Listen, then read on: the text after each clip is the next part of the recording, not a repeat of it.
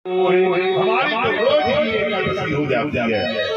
अर्थात एकादशी का मतलब क्या हुआ?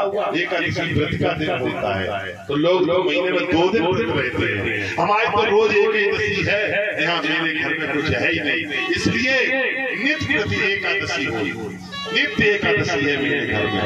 इतनी बात कहना आंसू को छुपा न सकी, मानो बही आंसू सुदामा जी के साथ चले गए भगवान कृष्ण के दर तक पहुंचने वाले। सुदामा ने चलना प्रारंभ किया और सुदामा ने चलना प्रारंभ किया ये भगवान श्री कृष्ण को मनाने लगे। बोले मेरे पति को कोई रास्ते में कष्ट न हो, कोई मार्ग में परेशानी न आए, तुमसे मिलने आए हैं तो तुमसे मिलने ठीक है। आज भगवान उसकी रक्षा करें, लेकर के चले हैं। क्या गति है? आदि ही लेकर पोरबंदर से चले और कहां तक? द्वारिका पोरबंदर वहां तक से चलना प्रारंभ किया। चलते और बीमारियां हैं, और बीमारियां हैं, थोड़ा तो कांटे भी चुभ गए। अब पग चला जाता नहीं, बड़ा दुखी ब्राह्मण है, एक वृक्ष की ओर बैठ गया और वृक्ष की ओर बैठ करके उसी समय उन्होंने देख लिया कि हे भगवान, ये मुझे न मेरा घर मिलेगा न श्याम तेरा घर मिलेगा। भगवान ने जो देखा मेरा भाई बड़ा दुखी होके आ रहा है, तो भगवान ने मंद मंद शरीर का प्रहार कर दिया, ठंडक मिली तो सो गया। सोया तो पार्षदों को भेज दिया, जाओ मेरे मित्र को वहां जंगल से उठा करके दरवाजे के पास बिठा दो, नगर में बिठा दो। नगर के किनारे जागे तो नगर के किनारे आए, सुंदर रमणीक नगर को देखा तो कैसा नगर है कि दीपी चक चौंधी गई, देखा तो सुवर्ण गई।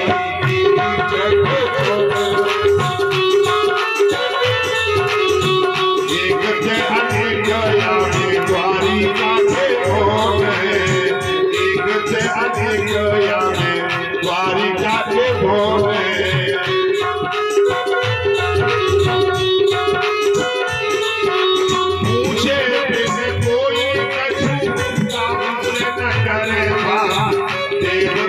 बैठे यहाँ साधी साधी मोह बैठे यहाँ अधीर के हरण पीर के, अधीर के हरण पर पीर के, बताओ बलबीर के मैं जान कौन है।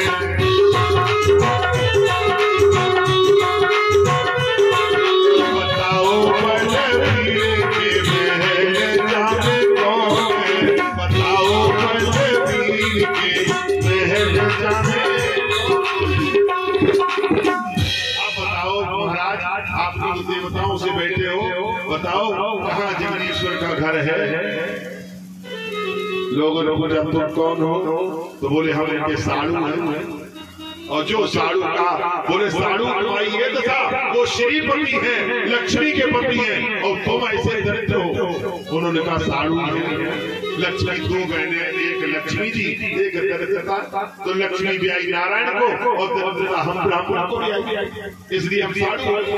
अरे बोले साड़ू आड़ू महाराज जाओ सीधे पहुंच जाओ और बाई बाई घूम जाना, बाई बाई घूम के फिर दाहिनी ओर मुड़ करके बड़ा दरवाजा मिले, समझ लेना मेरे श्री हरि का घर है।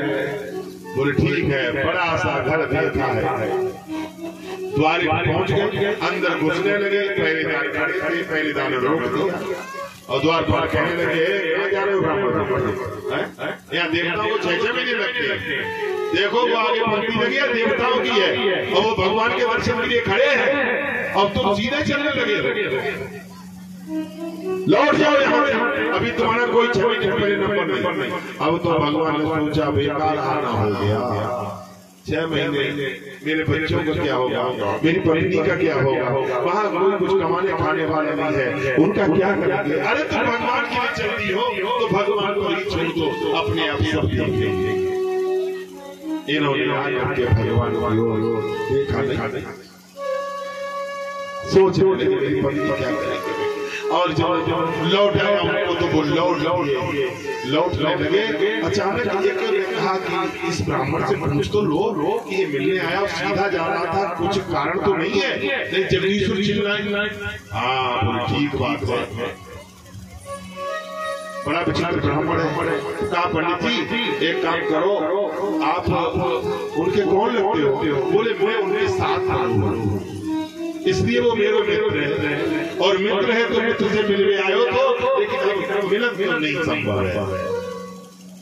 तो पंडित जी रुको, हम आपकी सूचना दे दें कि आपका नाम है, आप अपना नाम बताओ, सूचना दे दें। और जो सूचना के लिए कहा